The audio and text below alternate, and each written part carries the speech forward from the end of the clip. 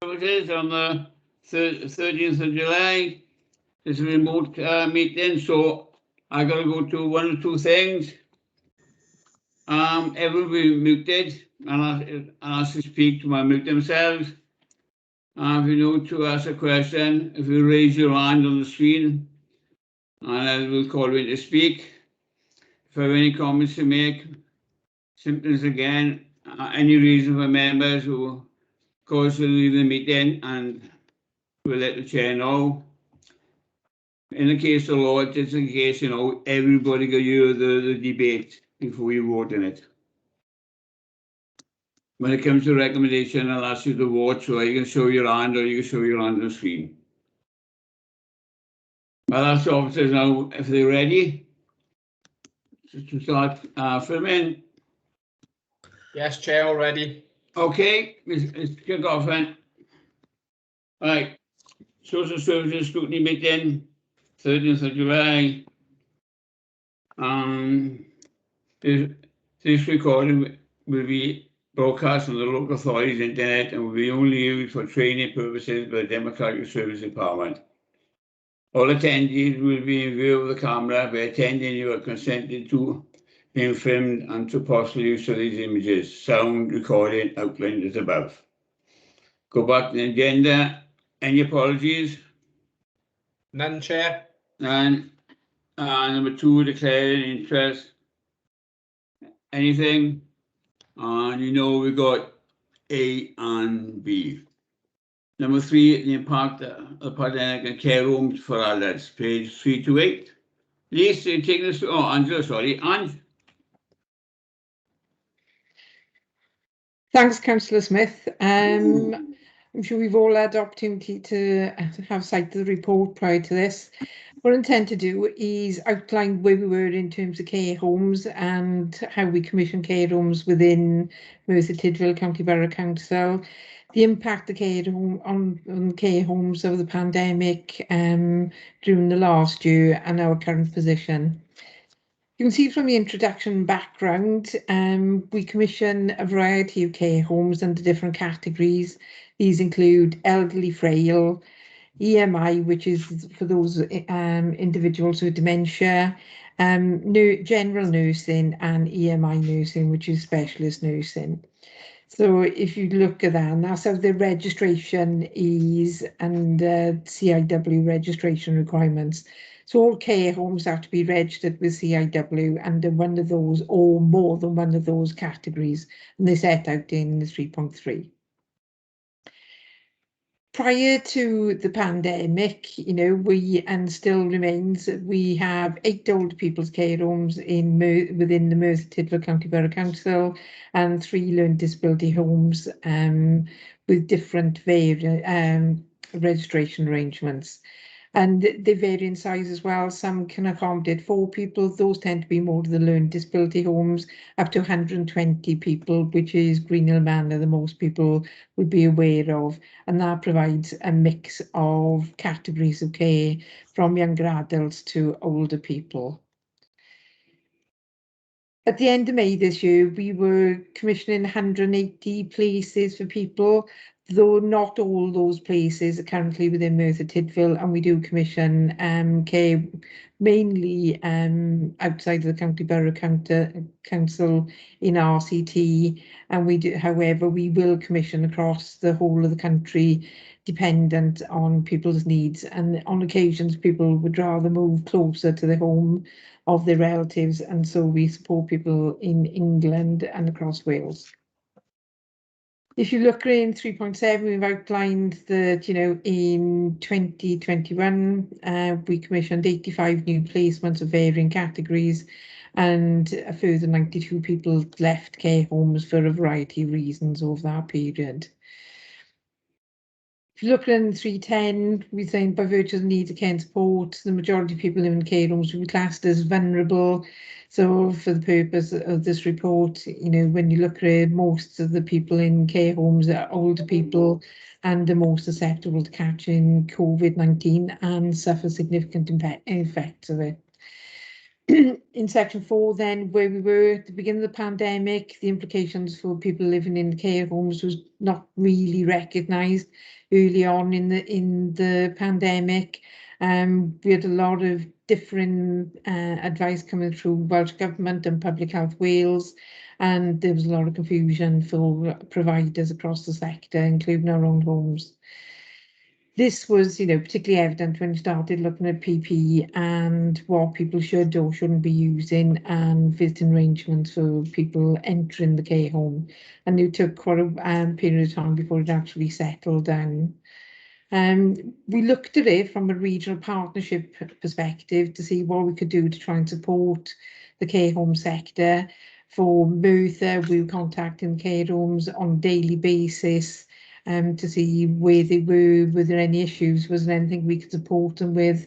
And from a regional perspective, we set up a regional group which was tasked to looking at how we would support the care home sector and try and streamline some of the information that was coming through.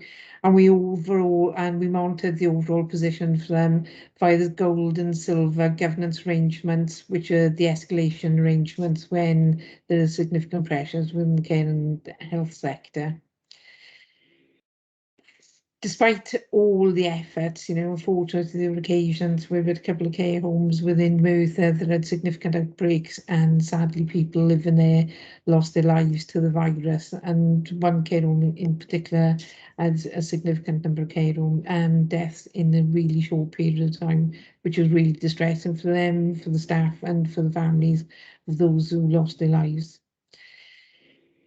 Over a period of time, you'd be aware that, in order to try and protect the residents within care homes, the advice from Welsh Government was that they became closed environments and limit the potential and limit the people who were accessing it to reduce the potential contact with people who potentially had the virus. And that went on for some time, and there were people who managed to visit through the window, and a lot of the care homes looked at digital solutions to enable people to maintain contact with their family members. As the pandemic progressed further, support was provided to care homes, such as provision of PP via Welsh Government that was distributed by the local authority, and testing of staff and residents in the care home have continued for a significant period of time now. Initially, it was on a weekly basis for everyone in the home, and then now staff actually get tested 3 times a week, whilst residents only get tested once. During the early stages, testing was not undertaken, and staff were self-isolating if they had come in contact with someone or they were symptomatic. What we saw then was there were significant periods where there had a high volume of staff who were self-isolating because of the contact with or potentially symptomatic. Overall, care homes in Merthyr were able to continue to provide sufficient staff cover. Unfortunately, we didn't get to a position where any of the care homes had insufficient staff to cover the number of shifts required to ensure that they could continue to support people effectively. There's a weekly meeting that is set up with Public Health Wales that looks at all the incidents of COVID across all care homes, which ones are currently in restrictions. That continues, but it is now down to weekly. So what it means is during the period, if there were any cases, whether that be a staff member or a resident, that care home was then put into 28-day restrictions where they couldn't accept any admissions. If, however, there was a further case within that time, the 28-day period commenced again, and there were some care homes that were in restrictions for up to 5 months during this period, where they were having one infection after another. It's not meaning that everyone in the care home had COVID, but there was one person that tested positive, whether that's in the staff group or within the resident group. This has significantly affected the number of people who were able to go into the care homes, and the number of vacancies has significantly increased over the period of time. And we had people who were unable to be discharged from hospital into the care home, and people remaining in the community who should be met in the care home sector. One of the impacts of that has been that, the impact financially on care homes has been quite significant, and I'll go on further to say what financial support has been provided during this time. So they were paid on their occupancy levels, and there was an additional £50 a week per resident being paid. In January 21, the vaccination programme was implemented, and care home staff and residents were given a priority and one of the first to be vaccinated under the vaccination programme. And there was a significant organisational challenge for the Health Board, as only the vaccine available was Pfizer, which was particularly difficult to use in the care home sector because of the requirements for its transportation. Where we are now, the care home sector has faced a challenging period, the likes of which they've not experienced before and hopefully will not experience again. And I'm glad to say they responded to the challenge incredibly well over the period, adapting to new ways of working, which is attributed to the staff that work in the area and the continuation of being able to continue to support some of the most vulnerable people in our society cannot be fully appreciated. The number of hours they worked was significant, staff working double shifts in order to make sure that they were covered. Staff and residents have in the main been vaccinated. There's only a small minority that haven't. Some where they've chosen not to take the vaccine, whilst others have not been able to have the vaccine on medical grounds. But that is changing as time goes on, where we become more and more aware of the vaccinations has been given to people where they were contraindicated in the first instance. Thanks to the revised working arrangements and success of the vaccination programme, we are now seeing significant decrease in the number of cases of the virus, and the care homes are now seeing periods where all the care homes in Merthyr will have no positive cases, which is really good. We are seeing people going into having cases now, but they tend to be mostly one-off staff, but those are just in one home rather than sort of all homes in the borough. Although the prevalence has increased in wider community, staff working within the care homes can to be tested weekly using the PCR test, and that's the one that's checked by the laboratory, but staff also test themselves twice weekly using the lateral flow tests. And at this point, the advice from Welsh Government is they have no intention to reduce that level of testing within care homes. The prevalence of the virus continues to be monitored by the Joint Care Home Working Group, that's with Public Health Wales, and has been stepped down to 2 weekly as the incidence has decreased. And Welsh Government continues to provide all the PP that we still distribute on their behalf. And again, we have no indication this is going to be discontinued in the near future. The table below shows the amount of funding that we've been supporting the care home sector with via the hardship fund. In total, up until the end of May, it's been a total of 1.5 million distributed, and that's to the independent care homes and to our own homes. And that is split into two different payments. One is an uplift of £50 per week for each person, that is shown in the second table, and a payment based on the number of vacancies within the care home up to a maximum of 90%. So you can see there, that's the breakdown of how much we've provided.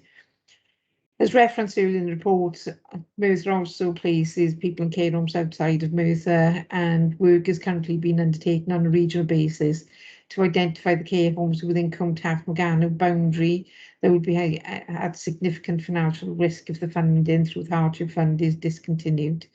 This work then will form an overarching market stability report, and is nearly finalised, and outcome of this work will be reported via the Adult Services Group to the Transformation Programme Board.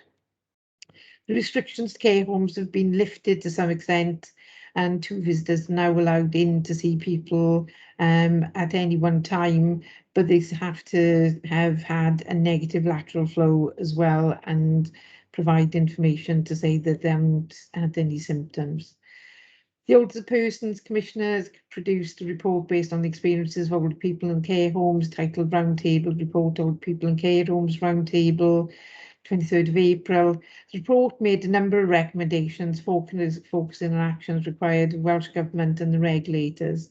Most of them were set at a very high level, and we've undertaken analysis of the actions we need to take on a regional basis. Where do we want to be? Ultimately, we would want to return to the pre-COVID position in respect of the care homes. They'll realise that whilst there has been a significant improvement in the position, there are still further areas that need to be resolved. What do we need to do next until such time that the risk of the virus is lifted, and our priority is to ensure that people living in the care homes are kept as safe as possible, whilst recognising the impact of any further restrictions will have on the emotional well-being of the individuals. We also need to complete an analysis of the financial risks that care homes are facing in the near future should the hardship fund be discontinued. And the other action then is we need to continue to monitor the position in respect of the virus and utilise the learning from the past 15 months to provide the appropriate response should the position require future actions. Okay, I think that's the report. If anyone's got any questions, queries, happy to respond where I can. Ange, can I say thank you very much for the support? I can echo somewhere, because I don't think the report shows all the work that you and the staff have done.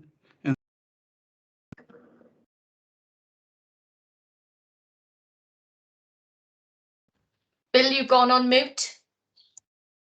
Am I? All right. Ange, can I say thank you very much?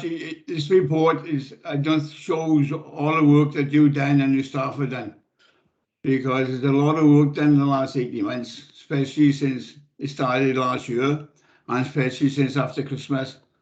And the work you've done is tremendous. The way you set things out, you plan things out, and I think it's an honour to say social services have proved the point what they've done. They help the people out, and I think it's tremendous. I'd like to say thank you very much on behalf of myself. Right, any questions? Ian? Thank you, Bill. Angela, hi. I've got 3 questions. You sort of explained much of it as you've gone along anyway, but I'll still ask them if you don't mind. Item 5.2.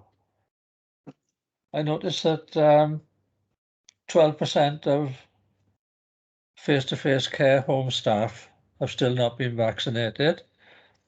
In view of the fact that this new variant is sharply on the rise, do you envisage that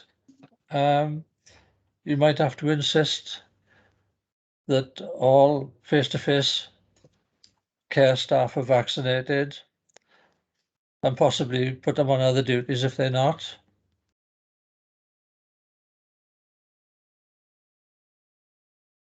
We have no plans for that at the moment. Welsh Government have advised that they've no intention to make it mandatory, though they are looking at that in England at the moment. I've also had correspondence from some of the care homes to say that they're going to include it as part of the requirements for any future employment, that people will need to be vaccinated. I think the numbers, in all honesty, when you look at, can't remember putting the 12% in there, but 12% is in the published information on vaccinations. I have to say, most people in the care sector have declined the vaccinations, have been those that have looking to have families in the future. And fortunately, most of them have actually had the vaccination in the Merthyr area, but that seems to be one of the key reasons for people declining. So we haven't made any decision to enforce vaccination at this point, in short. Right, thank you very much. Can I ask my second one? Yeah, you carry on, Ian. Item 5.5. We talk about the joint care home group. They were doing a weekly monitoring of the situation, but given the steep rise of this new virus, is there any likelihood now that you'll step them back up to a weekly monitoring system? As it stands, there's always the option to step it back up. It's a regional meeting that incorporates Public Health Wales, Environmental Health, and Commissioners for Social Care and Health. They've stepped it down to weekly, because the incidents in the care home haven't significantly increased. If you look at it, you've got a cohort, most of the people in there have been double vaccinated now. There's odd numbers of staff who were testing positive. I think we had one care home where there were a small number of residents that tested positive. But in the main, you haven't seen anywhere near the number of people in care homes that's with COVID that have been in the past. But there is the opportunity to flex up if public health feel that they need to increase it back to weekly. Right, thank you very much. And my last question, in relation to item 7.2, where it talks about the hardship grant that's coming to the authority from the Welsh Government, it looks as if that will be phased down from the 21st of September. But basically, and I'm sure the answer is yes, are you standing by to make early representations if the situation worsens to keep this money going at its present rate? I know through Steve as Jones as 151 officer has presented information to Welsh Government on the position of the hardship fund and what is being currently funded through that. I know that Lisa, though she's you, and the other directors are raising it as part of the directors meeting with the Chief Officer for Social Services in Wales and the impact of this. And we're closely looking at which care homes are most at risk at the moment. What we're seeing at the moment, in the last couple of, since the report's been written, is increased number of people who are going into care homes. They've removed the need to self-isolate for people coming from the community, which has encouraged people to go into the care home. So we are seeing the numbers slowly going back up in terms of the position in terms of vacancies. So in short, yes, we are continuing through centrally through the finance officers and through the directors groups to indicate the risks of removing the hardship fund. Yeah, thank you, Angela. Thank you, Chair. Okay, Ian. Dad, you guys. Lovely, thank you, Chair. Angela, just a couple of things, to be honest. At 3.7, it says that throughout the year, which I presume means 2020, 2021, you commissioned 85 new placements. And then at the end of May, you were looking at commissioning 180 placements.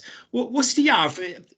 What's the average for a year for placements? Because it seems to be a big difference, 85 for the whole year, and then a big jump to 180. Oh, they were, sorry, maybe it's the way it's written. Sorry, Councillor Salmon. There's 180 people that are currently in care homes. So we currently commissioning 180 placements at the beginning of April. That's the number of people we were supporting in care homes in total. So that's my fault then for the way I read it. But just on the point of you commissioned 85 placements, is that normal, or are those figures down where people are afraid to have family members in care homes? In all honesty, Councillor Salmon, the numbers each year differ. So, you know, but we seem to be around, you know, at any one time, it seems to be between about 175 and 195 people in placements. What we are seeing is nursing placements. People tend to go in for a far shorter period and much later. So the number of placements in the year varies year by year. So we haven't got, you know, an average figure that we could say this was the average over each year, because it changes every year. Okay, I think you might have just touched on my next one. Now it's there were 92 people who left the care home. Is that because they've all passed away, 92, or do people go into a care home and then go back home with their family, or? Sometimes they go back home, but it's very rare, in all honesty. But they could change from elderly, frail into nursing.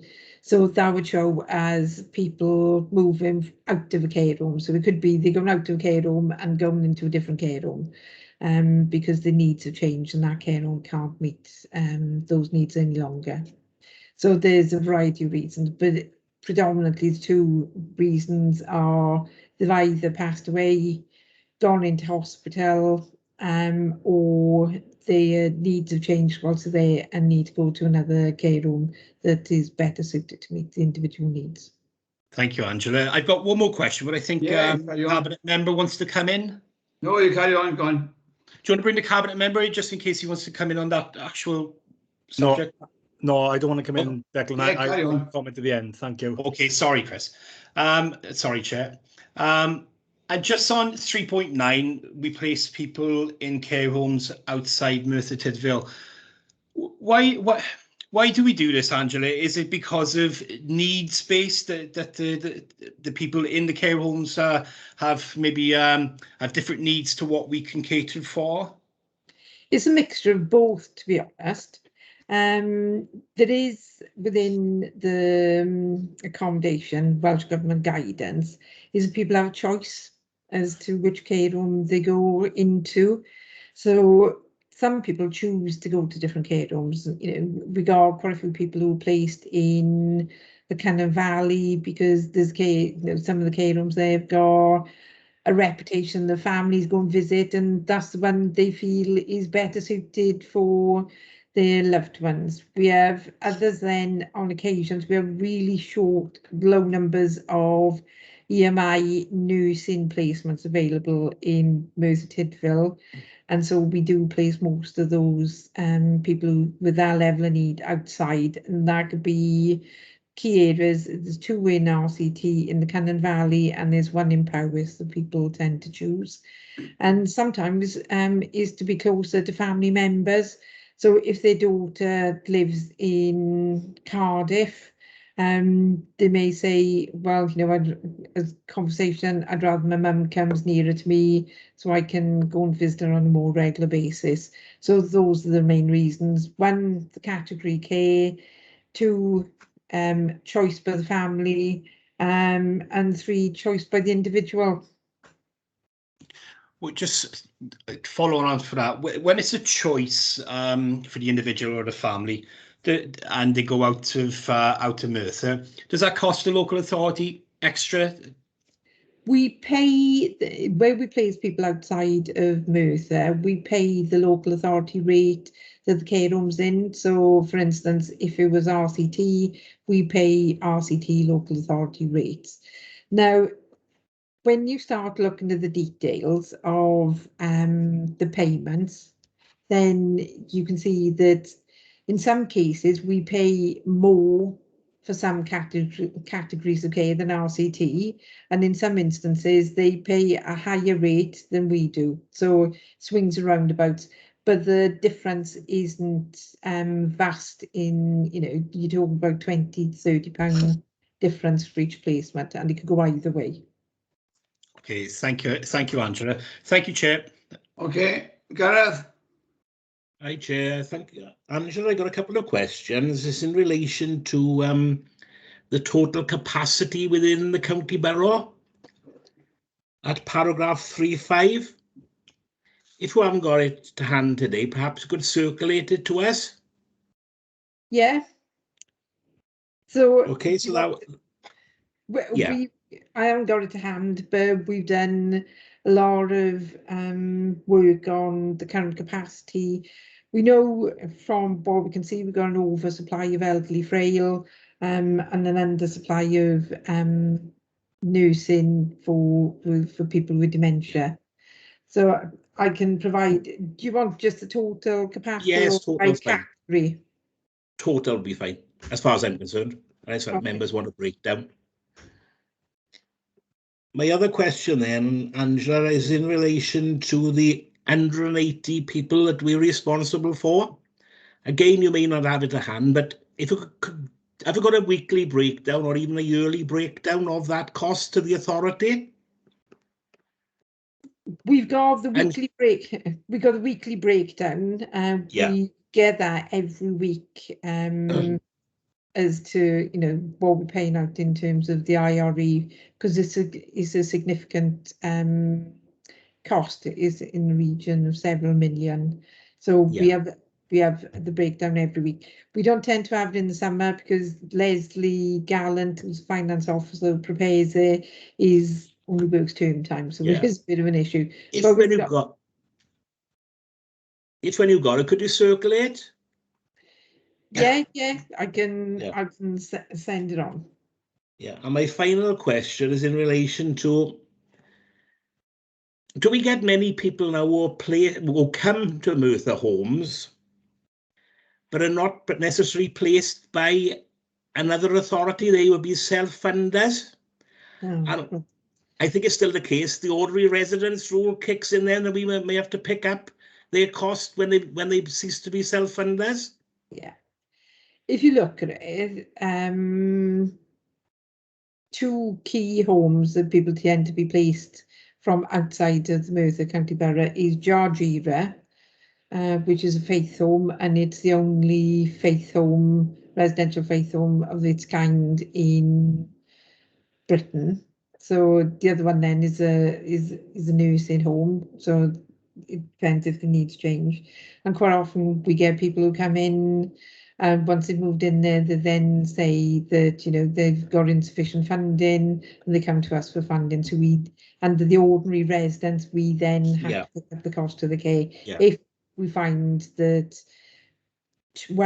they eligible for care and support in that way, so we need to do an assessment, and we also do a financial assessment, because this know quickly some people dispose of their financial assets when they go into a care home, so they do that.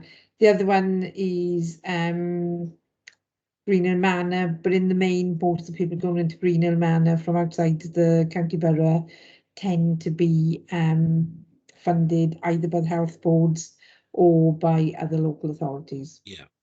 It isn't a significant problem then, is it, Angela? It can be. We've had periods, but then due to ordinary residents, the complexity of the financial arrangements for this is, sort of quite broad. So, for instance, if someone, I'll give an example, someone moved down to Georgina, they funded their own care for 3 weeks out of their own money, but they wouldn't have been below the threshold if we were looking at under the Welsh Government arrangements. So they fund it for a month, and quite often is funded by other charities. And then they say that under ordinary residents, they've chosen to live in Merthyr Tydfil. Two, if they then become, if the assessment says that they are eligible for care and support, the costs are then borne by us. Yeah. Then it becomes even more complicated if they needs change, and then they become nursing and they want to move to the faith home in England. Because of the ordinary residents and they actively moved here, we are then subject to pay for their care in the care home in England. It's ordinary residence is a minefield, isn't it? Oh, it's very complicated, and it's all around determination of intent. Yeah. And we do get a couple where we have to seek legal on our position for that. Thanks, Angela.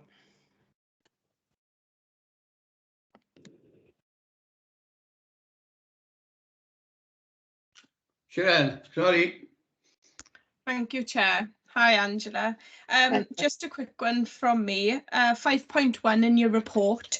I just really wanted to acknowledge your comments there and reiterate that care workers have been outstanding throughout the pandemic. You know, taking unnecessary risks to ensure that they are delivering a service for some of our most vulnerable throughout the communities. So they are certainly a credit to the social care workforce in our county borough in Merthyr. And I think lots of the care staff worked on autopilot and they came in and they gave everything. But what I'm hearing at the moment is, you know, people are reaching a burnout stage, they're full up and exhausted. So I just wanted to see if there was any reflection of that within our care homes in Merthyr in terms of what the retention rates of the staff are like in the care homes and how many vacancies we have at present. Right, for our own care homes, I don't, you know, and I've got far more understanding of the turnover rate in our own care homes rather than the independent sector. We haven't seen a lot of people leaving as a result of this. I think people are really tired. You know, there's a lot of burnout. You know, they have been really resilient. I think at the moment we've just advertised a couple of posts in care down in Bargoed, but I think it was somewhere further up the level finished because they were retiring, and then, you know, we've filled some posts then, but we haven't seen a massive exit there. What we will see across the care sector, next week we will see, especially in the independent sector, which tends to recruit a lot younger workforce, not that I'm being discriminatory, but the higher percentage of their workforce of young children of school age. So what you see now, we're going into that summer season, and any impact of staff taking leave in order to support children will really be felt over the next couple of months now. And then hopefully by September, we see that sort of ease again. Okay, fab, thank you. Chair, all right. Chris? Yeah, no, thank you, Councillor Smith. I just wanted to share a couple of comments, really. I wanted to thank you and committee members, you know, for your recognition of the hard work, the commitment and dedication of our really loyal, you know, care home staff, as both you and Councillor Jago have said, you know, putting themselves, their families, you know, their lives, you know, online to care for some of our most vulnerable residents in the county borough. And for that, you know, like you, Chair, you know, I'm absolutely really proud of not just in our care homes, but across our communities as well. You know, people who provided domiciliary care to you know, our residents who've really needed it. And you know, Angela's put together a fantastic report today, and I just wanted to reassure members that, you know, as the cabinet member and, you know, cabinet colleagues, we're keeping a very close eye on, you know, the volatility, what the future for our care homes will bring. You know, we're lucky to have Angela, who's got a lot of experience in this field, leading and chairing a group looking at market stability assessments across the regional partnership board areas. This is absolutely a partnership project with our colleagues, you know, across Bregend and around the current half and the health board, so that, you know, we come out of this, that we've got a care home sector as best that it can be, fit for purpose to support the needs. But I just want to remind members, obviously the commitment of this council is homes for life. You know, care homes is just part of that continuum of support, and this obviously, you know, this administration's and council's commitment for keeping people in their homes for as long as possible, because that's where the research tells us, you know, that's where they continue to thrive, that's where they continue to live longest, and we will do all we can to do that. And you know, whatever will be, you know, in terms of what Angela's outlined in this fantastic report, we'll rise to that. We keep a very close eye. We only had budget challenge meeting last week on the IRE account, and we, you know, regularly monitor the impact on that. But Councillor Smith, you know, this is a great report today. I'm sure you'll want further updates as we go along. But thank you to you and committee for your questions and for your support of the officers and the directorate. Okay, thank you, Chris. Yes, we're looking for further reports. It's on the work programme, so that will come up when the officers make the report to us. Okay, are we happy with that? And so we'll go back. Sorry, can I just come back in? This question is burning away, to be honest, at me. I've got to ask it, and it's come about from Ian's question and then what Angela said. in regards to why the healthcare staff aren't being vaccinated, why they don't want to be vaccinated, is because they want to have families in the future. I just got to ask, has anyone delved deeper into that? And I think it was initially when they first come out, there were some questions whether it's, you know, sort of, I don't think there's any rationalisation. There is no fact. And I think they're saying it is safe for it to be given to people who are looking to have a family. So, you know, I think this was because they were one of the first cohort of people being vaccinated. I think there was lots of questions around the impact of it, the side effects of the vaccination. I think most people, you know, they're only small numbers. And I think the majority then, they've tried to persuade them. In fairness, CONTAF have arranged for people to go back into the care homes and discuss some of the issues. They've put a lot of information out there to try and debunk some of the misinformation that's going around. So, and there's also then the fact that, you know, people are when you start looking at the statistics where you see in it, there is a sector where people leave and come back in. So, you know, they will show they would have had maybe their first vaccination in the care home, then they would have had the second vaccination outside because they've left employment, or they would have had the first vaccination in the community because they fall into that age group. So because there is a change in cohort of people, that's why you're seeing some of the numbers in there. But I'm pretty sure in Merthyr we've got quite a high percentage of people who've been vaccinated. okay, lovely. Thank you, Angela. That's it for me, Chair. Okay, thank you very much. Angela, thank you very much. Appreciate it. All your hard work you done. You can buy me a drink next time you see me. Okay, we go back to agenda number 4. This is US. It is, it's mine, yeah. Okay, so this was looking at the recovery from the pandemic and the activity that's led from it and sort of the future work. So the report is reflecting on the past 15 months. And as you know, COVID has had a major impact on everyone's lives, but particularly in social services. Although I think it's, you know, plain to see that our duties to children and adults had not changed over the last 15 months. So we've had to continue a service. And now Angela obviously presented a very detailed report about the care home sector and how it's impacted on that area. I sent a report to Scrutiny in September 2020 outlining the actions we needed to take following the initial lockdown and the impact it had on services. So this is just the update then from September's report. So section 4 outlines where we were, now talking about the initial lockdown and the steps that were taken so that it maintained the statutory service across both adults and children's services. At that time, we were seeing a huge reduction in staff availability due to shielding and having to isolate, and that was either family members who were ill or themselves. And that we saw an increase in agency workers, particularly within care home sector.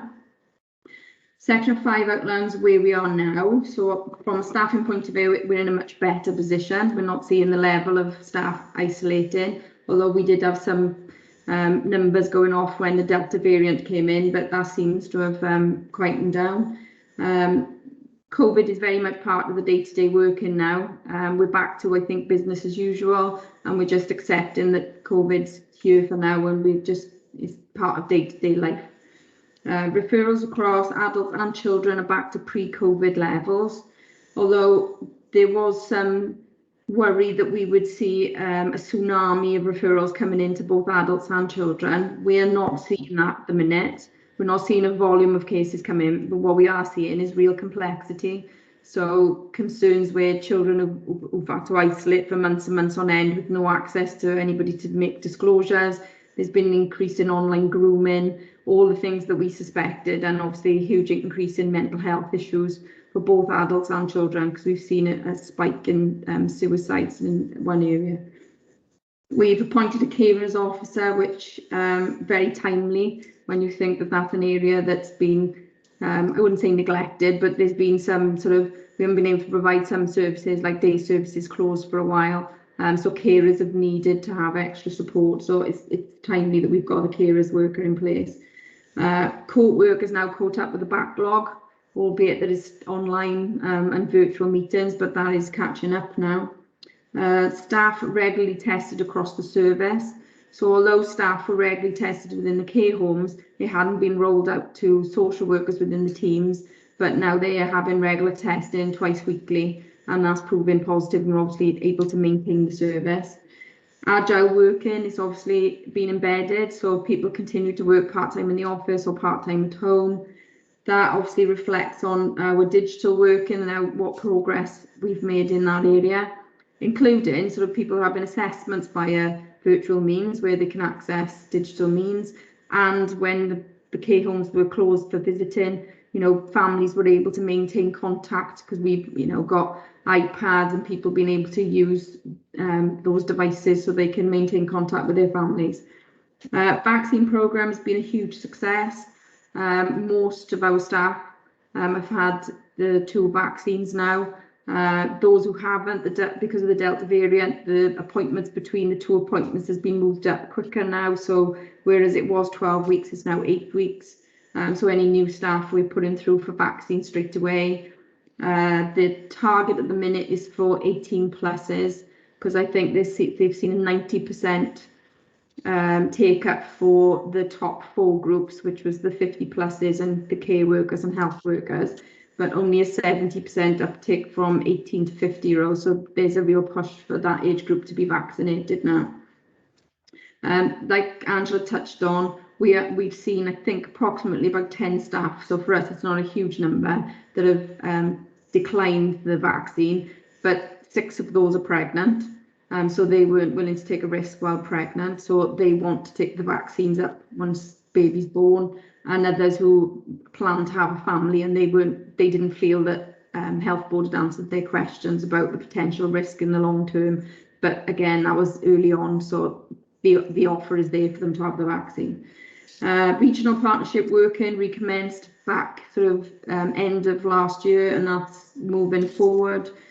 The financial support Angela touched on has continued for the care home sector and will do until September, but will be tapered off at that point. The visiting face-to-face has reopened in the care homes, so that's obviously been a huge positive boost for families and the people we look after. Day services, although have remained open throughout, we've now started to increase the numbers, and as the guidance changes, so once the reduction of the 2 metre distancing, we'll be able to bring more people back in as and when they need to come back to the service. We've managed to put some increased capacity into the children's outreach team, and that's something we've needed to do because obviously we were expecting the demanding cases, and because of the complexity of what we're seeing, we're trying to sort of maintain support so that we're not increasing our CLAR numbers. So offering that early support as soon as we can. Section 6 outlines where we want to be. So obviously we want to provide a service to everyone. We want to be an excellent service. Section 7 outlines what we need to do next, and that's primarily sort of looking at the new legislation. So there's new legislation coming in for mental health services, and focusing now on the priorities in the recovery and transformation plan. So some of that was on hold because of the pandemic and what we need to prioritise. But now we need to sort of start addressing those and move forward with some of the plans we've had. And also including staff wellbeing and support to our staff has got to be a major part of that, you know, sort of moving forward. Because like you've said, they've been our biggest assets throughout the last 15 months and they have been amazing. And we've got to continue to support them. I mean, Cheryl touched on it, Councillor Jago, that you know, they are exhausted. You know, it's been a really busy 15 months. And, you know, some staff have covered extra shifts, cancelled leave, you know, if we've really been in dire straits. And, you know, I can't praise them enough, really. They have been amazing. And we probably wouldn't have survived without the staff we've got. So I think, you know, we've got to praise them up for that. Happy to answer any questions, but that was a whistle-stop tour from that report. Ollie, thank you very much. Another good report, because if you read what you have to do overall, it's tremendous. And I think the last comment you made, we got to support the staff, because it's what I say, the staff, but don't forget 18 months, we're all going through little bits, but when you work in it as well, it's a knock-on effect and it affects their family. So, you know, they're taking it home and everything else. So I think it's good, yeah, and we got to support the staff. Any comments, anybody? Sorry, Councillor Gio? Thank you, Chair. Thanks, Lisa. My question, it was in relation to item 5.2. So it's reassuring that, you know, we didn't see that influx in referrals into adult and children's services what we were anticipating coming out of the pandemic, which is really good. However, in 5.2, it says that there was an increase in the early help requests by 43% in the last quarter. So I just wanted to question what the 43% is compared to. Is it Q4 of last year during the pandemic, or is it a typical quarter? Just for me to gauge how much of it, you know, is due to the pandemic really, and how much is just due to family needs. And just an idea really of the typical requests, the referrals that were coming through really, just to have a little bit of a flavour. Okay, thanks, Councillor Jago. I'm going to ask Taryn to answer that question if she can, because I think she's on the call. Fab, thank you. Good afternoon. Just to touch upon the query, so the 43% is in relation to Q4. However, in Q4 2021, we saw the early help hub referrals resume back to pre-COVID levels. So I suppose from a measuring perspective, that is an increase prior to COVID and during COVID in terms of the level of referrals that the early help hub have received. What I would say is, and I've shared before, is that was due to some really targeted social media awareness and some work that we'd done with schools, because obviously we know that there is unmet need within our community, and the earlier that we look to meet those needs, then the less likelihood there is of escalation. In terms of looking at those presenting needs, lots of them are to do with parental-child conflict in terms of teenagers struggling with rules of boundaries within the family home, particularly in the context of their emotional well-being being lower in terms of resilience during the pandemic period. What we do have in that hub that's come to fruition over the last 6 months is we now have a CAMHS liaison officer, and that's been a really important role in the hub and really helped us in terms of the needs that we've had coming forward to ensure that young people are getting to the right support at the right time, but primarily around emotional well-being and parents feeling overwhelmed actually with the complexities of managing difficult teenage behaviours during a pandemic period. Fab. Thank you for that. Okay, anybody, any more questions to Lisa? Lisa, I read the report, there's a lot of digital working reports going on. Earlier on, it was very slow. What's it like working digital now? Is it getting better, more information fed in? I can see you smile there. Are the parents more involved as well? Because we're talking about the pandemic and everything, but digital is coming so fast now in the last 18 months. It's hard to keep up with it. And wherever you go, schools, everything else, they're all about digital work. And I was in town today, people come on to, why is the council using so much computer when we can't understand what we're doing, the older generation? So how is the workforce coping with it? Are the right information being fed in and fed out? I think, the workforce have got used to it over the last 18 months. I wouldn't say it was plain sailing early on. And obviously you're reliant on your Wi-Fi and, you know, other things that go with it, and the charging your battery and things like that. So it's not idiot proof, unfortunately. Because even I sort of like mine goes wrong sometimes, and it's just, it's quite difficult to sort of remember to charge and things. It's a mixture really, if I'm honest. So older generation is still having face-to-face meetings if need be, but if they can use technology, then obviously that facility is available. Some older people rather have had a telephone assessment as opposed to a face-to-face Teams assessment because they've not got access to a computer. Some of them have got mobile phones, so they will do it on FaceTime or WhatsApp chat or, you know, whatever means we can use really. But generally, if it needs an assessment face-to-face, then the social workers, the support workers are going out and they'll do it face-to-face, and whether it be on the doorstep or go in the house, wherever that person's comfortable with, very early on, people didn't want people in their homes. So often visits were cancelled because they were fearful of what, you know, virus we were taking into the property. So at that time, it was sometimes on the doorstep. Children's services is slightly different. Some parents are quite savvy with tech. Some people are not. So it's about, you know, whether they want to have that contact or not. Children, on the other hand, they are far more engaged with like their LAC reviews or conferences because they feel quite secure that they can sit in their bedrooms or they sit in their living room. They don't have to see the person face to face, and they're more confident talking on their mobiles or, you know, their laptops and things like that. So it's a mixed bag, really. I mean, there's all sorts of innovations going through health about assistive technology, and, you know, what we can use for different things moving forward. And that's obviously, you know, it's going back to the days, I suppose, where if a person has a fall in the house, they'd be able to press an alarm and, you know, get somebody there. So, you know, there's all sorts of, you know, really technical things that we use for teams, and there's simple things that, you know, we sort of looking at progressing, you know, further forward. So yeah, thanks for that. But just say, is the parents and the children come first, and we're good with them if they can't use anything else. That's a knock-on effect. Yeah, and they have that facilities there. So if people are not comfortable, like for example, you know, conferences and CLAR reviews have been mostly online for the last couple of months.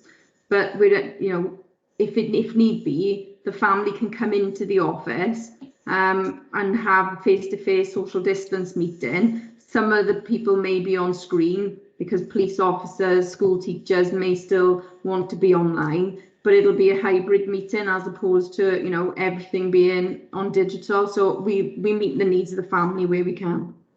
Great, thank you much. Any more questions? Yeah, sorry, now it's yeah. Yeah, Thank right. you. Lisa, just a general question in relation to item 3.2, where you talk about the link between deprivation and negative impact from COVID, and you say that research has been done and things like that. Would you say that the levels of deprivation, despite our best efforts in Merthyr, are getting worse or getting better? And do you know where Merthyr stands in like a deprivation index compared with the rest of Wales? I haven't got those figures in front of me. I know that there's been work done through the Roundtree Foundation, and I think we're probably quite low on that list, unfortunately. Deprivation's clearly, I mean, COVID's had a major impact on all of Wales, and particularly in Merthyr, because, you know, there's been loss of jobs. So, you know, there's been increase in the food banks being used. So we know it's had a major impact. There is sort of research going on, which we haven't had the findings for yet. And I know the Health Board are keen to look at it across the Cwmtaf Morgannwg basis. And we've got a meeting with Health and all the chief execs and the directors of social services with the Health Board, I think is next week or the week after, to start the discussion about how we rebuild from COVID and, you know, the impact it's had on the community. So that's certainly something I can bring forward to scrutiny in the future. Yeah, thank you very much, Lisa. I welcome Alice, because there was a report going for education, wasn't it? Mm. And that, yeah, so yeah, welcome on. Right, and Ian, you all right? Right, any more questions from any members? No, please can I say thank you very much, excellent report. How we fit it all together and everything else, I think it's great. Thank you very much, appreciate it. So go back on the agenda now, and that's the safeguarding internal audit report. Who's taking that, Liz? John? John is going to take that, yeah. Good afternoon, councillors. John, you right? Hi. Oh, good. Thank you. So this is about the safeguarding internal audit. Quite rightly, of course, and I would say this, wouldn't I, that safeguarding is such an important area, and of course it's everybody's business. It's quite right, isn't it, that there were regular checks and balances on the system. It's a really important area to make sure that things are running as they should be. So of course one of these checks and balances is internal audit. The way that this is designed isn't to try and replicate what our regulators CIW do, but it's more to complement it and to look at slightly different areas. And of course, essentially, the idea is they're looking at our compliance against the primary legislation, Social Services and Wellbeing Act, amongst others. And the timing of this, I think, led the auditor to have a bit of a focus on COVID specifically, just because it was the timing of when it happened. And I think it did end up being quite a focus of it, but I think in a good way. I think that's a positive move for them. What they looked at in essence was policies, case files. So they spoke to key people that were involved in this. So in the early part of this, we put together a work plan to look at children's services and adult services work, enable them to see the electronic database, to better scrutinise the way that we manage individual cases and individual adults and individual children, and also to look at policies. But it's a little bit beyond that. It was also looking at our response in the time frame that they had, which was within the calendar year of 2020. The auditor was very interested in how we adapted to manage, similar to what Lisa's just presented just now, how we adapted to manage things in such unexpected and challenging conditions. So that's kind of the background to it and the method of how they managed that. If you wanted the 4.0, if you wanted to at a glance outcome from it, there's a little colourful diagram there. And to me, there were far worse things to be called than reasonable. I'm very happy to be called reasonable, and that's fine. A little bit frustrating that we were only a little bit shy of substantial. I'm sure you'd agree. But I was interested in, of course, of seeing that when I got the final report, in their reasons for that. You know, I was happy that it was very much on the top end of reasonable, but I wanted to sort of understand a bit more about how they got to that. So the positive parts, and I have to say, I'm interested in other people's views, but the positives seem to, as you can see from the diagram, far outweigh any negatives, which I was very pleased about. And I think they looked at a lot of the right things, and they had some good reasons for their outcome. But not least, and this is a summary here, the first point, about the positive relationship, is a summary of an awful lot of work, as I'm sure you'd appreciate as elected members with us. But the relationship between people who do the hands-on safeguarding work in MASH and the operational staff and the managerial staff there, that's of vital importance to keeping people safe. If that doesn't work well, it's very hard to safeguard people properly. And I was very pleased to see that was reflected in their experiences in looking at not just policies, but our electronic database and speaking to people. That seemed to be reflected. And that was the number one positive, which was very reassuring to me. I hope it's going to be reassuring to you as well as elected members, because that's of vital importance to how we're safeguarding people in Merthyr. Also, there's a human resources element to this as well, and a lot of time was spent looking at the detail of how disclosure and barring service checks, or DBS checks, are used by human resources. And their conclusion was that was positive. They were keen to highlight that as something that works well, because of course safeguarding should never be just reactive to situations. An essential part of safeguarding has to be proactive. We have to try and head things off. We have to try and put systems in place to make sure that people don't have safeguarding issues in the first place. And without that, then life is very different. So I was very pleased then that not only MASH being a very reactive service to safeguarding issues, some of the preventative work that's in place with human resources is working in their view, and it's keeping people safe. So I was very reassured for those two reasons. But the third one, it talks about a use of the Wales Community Care Information System. So it's where we electronically record how we're safeguarding people, and not only that, our rationales for why we've taken any action that we have. Of course, at the start of that, it's what the concerns were in the first place and everything else in between. The reason why I was particularly pleased in seeing them highlight that as a strength is because perhaps almost all child practice reviews and adult practice reviews, which is safeguarding board reaction to when things go wrong in safeguarding across Wales, and I want to point out we haven't had any of those in Merthyr for some time. But when the recommendations come out of child and adult practice reviews, if not the most common, and certainly a very, very common recommendation is that people aren't recording things properly.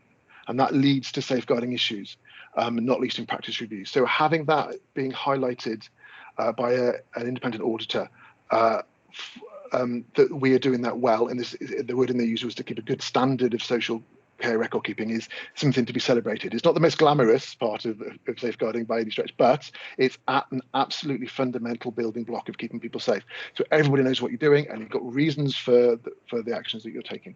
So I was very pleased to see that in place. So getting back to my early points now about having COVID-19 as a focus. I mean, I think it had to be, really, given the situation that we've been in. And something that they were keen to highlight, and this is something we discussed in the Corporate Safeguarding Reference Group not too long ago. And Councillor Davis, you mentioned this at the time, and as being something that you were keen to see highlighted, and here we have in the report it being highlighted.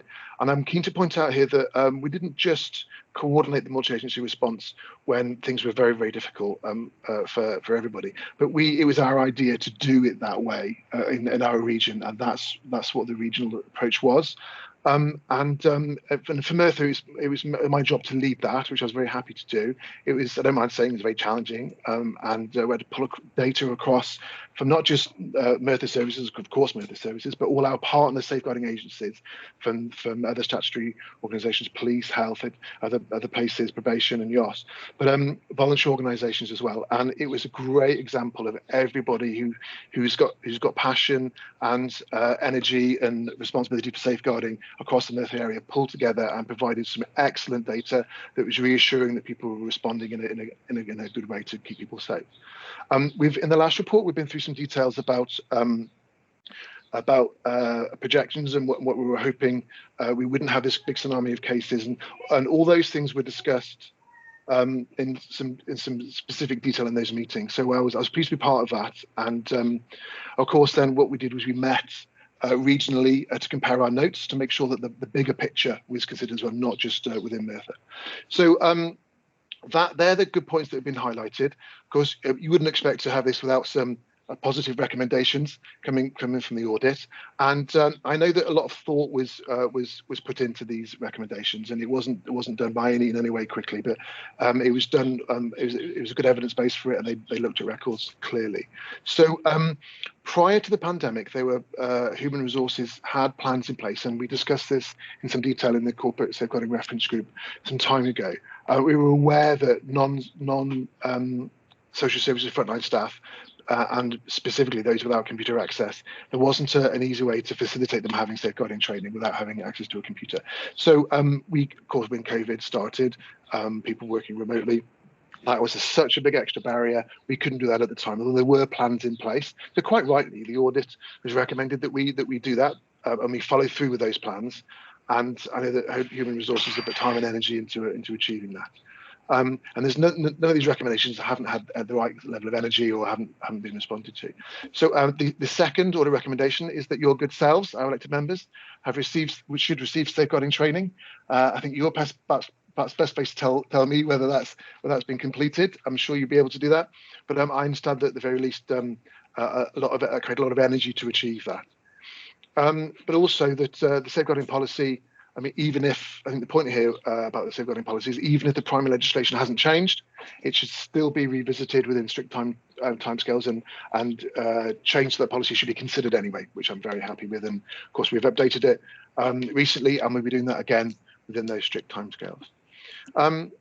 So, like I said, all of those recommendations have been addressed, or there were clear plans in place to address them. There's nothing outstanding there, at least without a plan. And it's been to been to the Chief Exec and to the Corporate Safeguarding Reference Group for discussions already. There was one area in adult safeguarding that's very much part of my working day, where something wasn't saved in the right place. So that, to me, that showed me that they found that they'd done their job well, they'd been thorough, and they'd looked at the case records well. So, I mean, glass half full, that's good. Of course, I mean, that was done by an agency worker, and measures have been put in place to make sure that that's won't be a problem now. So a bit of a whistle-stop tour. Very happy to take any questions about any of that or any more detail if needed. Thank you, John. Can I put my mind at rest because we've had so many workshops and everything else. Have we had training on the safeguarding? Because I can't remember. Have we had it? Don't know. Councillor, there was a safeguarding workshop, probably pre the pandemic. Right. I think at the moment what we're looking at is an online resource. I mean, I know Councillor Davis has put his hand up. There was some suggestion. I think Councillor Davis and Cabinet colleagues were going to pilot it. But I think there were some issues, so that will be rolled out soon, and that'll be part of a programme for members to have some training. Yeah, I just want to clarify that because the way people say that we've had a bit of training, so no. All right. Ian, Chris, I'll get back to you in a minute. Ian, I'm mute.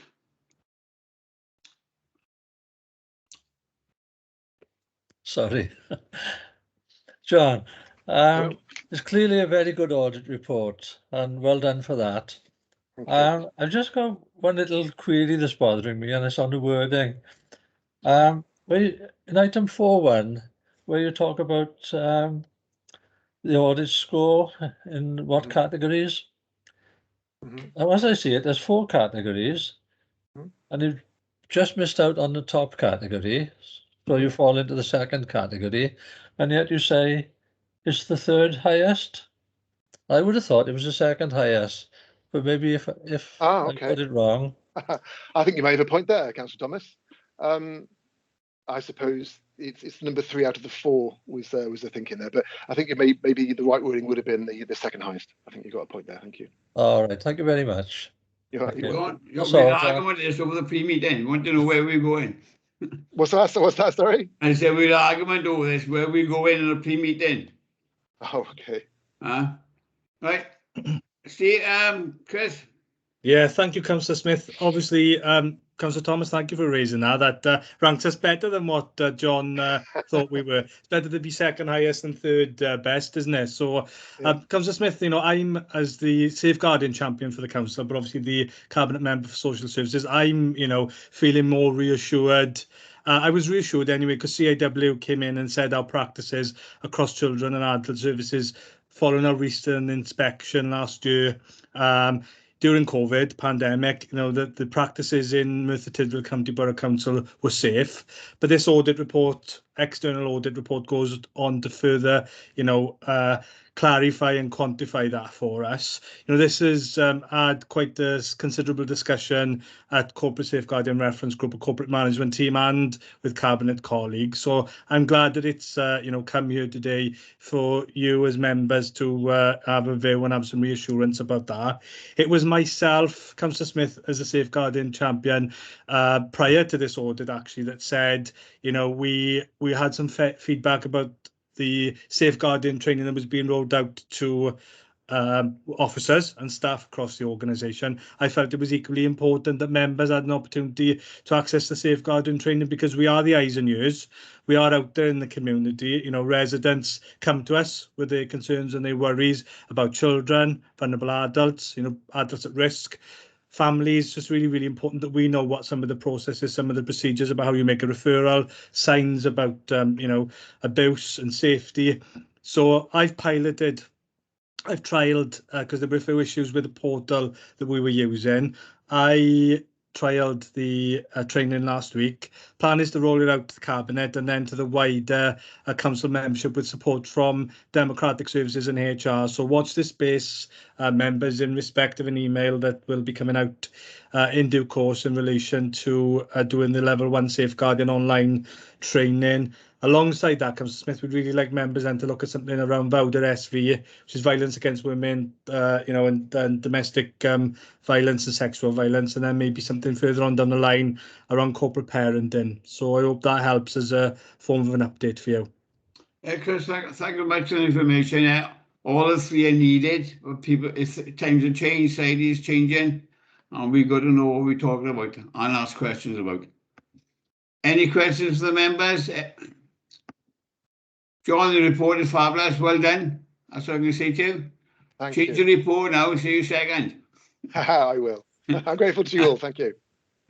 Great. Thank you very much. Appreciate it. All the best. Okay, we'll go back to the agenda. Current position is. Okay, budget position then, I was asked to provide a verbal update. This is Q1 information, so end of month 3, if that helps.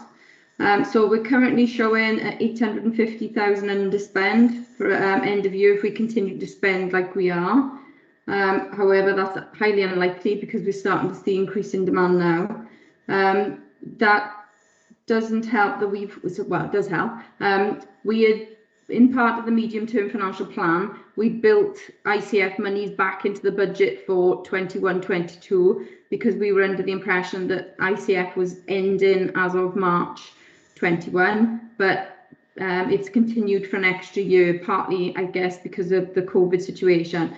So the money that we built into the budget, we haven't needed because obviously the ICF was also coming in, so that's sort of helped the underspend, if you like. Just to sort of go through some of the major variances, so it'll give you an idea of why we sort of got that underspend at the minute. Supported placements in adults is currently showing an underspend of 229,000. That's because of the reduction in take-up of placements, but we suspect that's going to change now because we've had at least 3 referrals of late where there's been carer breakdowns where young adults have had to come into placements, so that's likely to increase now over the next couple of months. The Dom Care budget line is currently underspent at 103,000. That's been offset by some grants because we've been given extra grants due to the pandemic. But also, I think we've seen a reduction of about 300 hours not being used. But equally, that's been because people have said, I don't want anyone in my house. But that position is now changing. So that care is likely to be taken up in the next couple of months. So again, that budget line will change. Question that Councillor Richards had earlier around the IRE, the Independent Residential Establishment. We're currently showing a 349,000 underspend on a budget of about 5.5 million. Again, that's if we carry on as we are now. But it's likely that, you know, care homes are now open. We're taking people into placement. So that situation is not likely to stay as it is. And there's obviously a piece of work going on at the moment, looking about the type of beds we're going to need for the future and around, you know, dementia care and nursing care as opposed to elderly frail residential beds. The fostering IFAs, so that's the Independent Fostering Agency, is showing an underspend of 131,000. In some ways, that's a positive because we wanted to decrease that budget and make sure that we were increasing our in-house foster placements. So that was a positive. We budgeted for 38 placements, but we're currently on 33 placements in that budget line. So that shows why the underspend. But again, that could change next week and, you know, with more children coming into the system.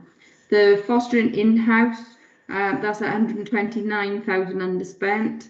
We budgeted for 45 placements with 10 new placements coming in, but we're currently at 35 placements. So there is movement there. If we do need to accommodate any children, the budget is there for them. The overspends, as you'd expect, is residential CLAR is 40k currently overspent as we stand, which is a better position than we've been in the past. Because we've seen a major overspend on that budget line in the past.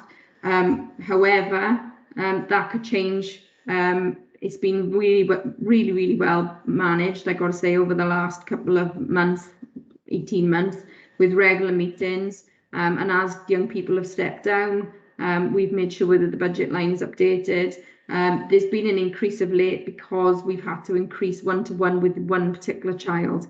But again, if we had a residential placement tomorrow, we don't have the budget for it at the present time built in. So we'd have to look at reserves to be drawn down to sort of look at that. And there are plans in place that if that does happen, there are reserves ready for if that happens.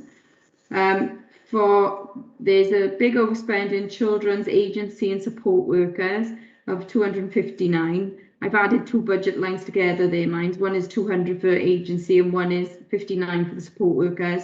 And that's due to staff absence. We've got a high percentage of social workers on maternity leave in children's services at the minute. So we've had to cover those posts. And we've put 3 peripatetic support workers for the additional demand at the front door. And that's to help support that sort of the complexity of cases coming in and trying to prevent them becoming CLAR. So we're trying to put that work in sooner rather than later. So although we've got an overspend there, you've seen an underspend in the CLAR budget. So it sort of offsets one another, if you like. Court fees is currently 56k overspend. Again, that's for whether it's for care fees. So when we instigate care proceedings, we've got to pay fees. That also covers drug testing, paternity testing, and sometimes barrister costs. So that's been an increase. And we've seen an increase in our budget line over the last couple of years with the increase of CLAR and, you know, cases going into court. Mostly now, if children come into the care system, we are taking proceedings. There's not usually, you know, sort of your voluntary sort of coming into care anymore. And then the last one, special guardianship orders, that budget line is 82k overspent at the minute, something we were expecting. Again, as we see our CLAR reduce, we will see that budget line increase because obviously foster carers taking on special guardians or, you know, grandparents, aunties, uncles, and when we have to continue to financially support them. So in some ways that increases a positive because those children are no longer CLAR, but we are having to continue to financially support. So at some point, if that continues, we'll review the budget and move monies from fostering budget into the special guardianship. So that's, sorry, very brief, but that was my sort of what you were asking for. And obviously if you need reports in the future, I'm happy to bring them.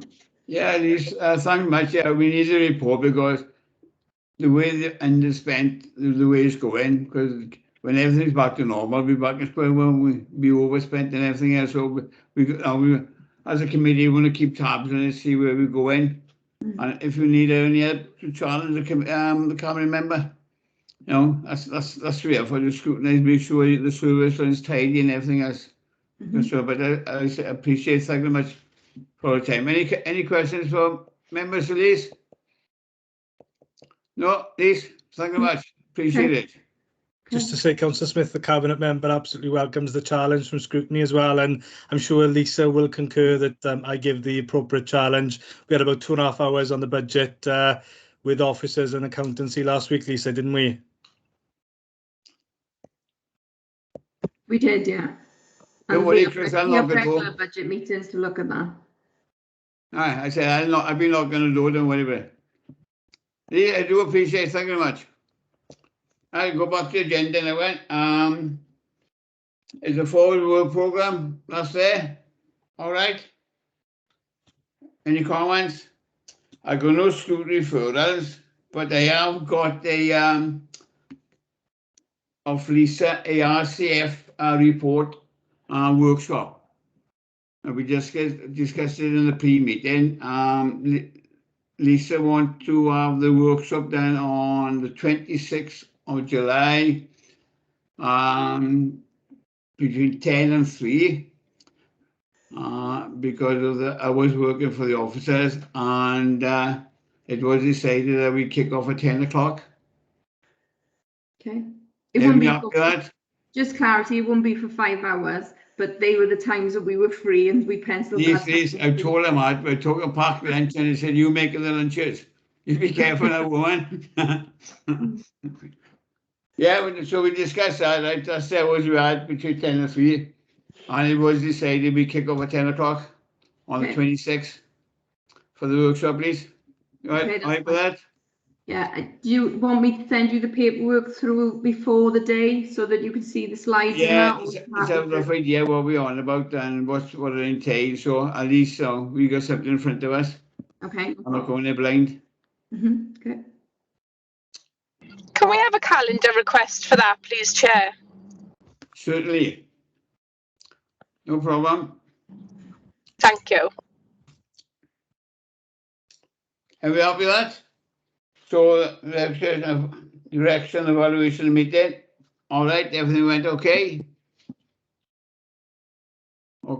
Okay. That's the end of me. Thank you very much, appreciate it. Safe, are you staying on or Sean? Lisa, soon a week. See you boys. So long. All the Ciao, best. Bill. thanks. Yeah, Yeah. both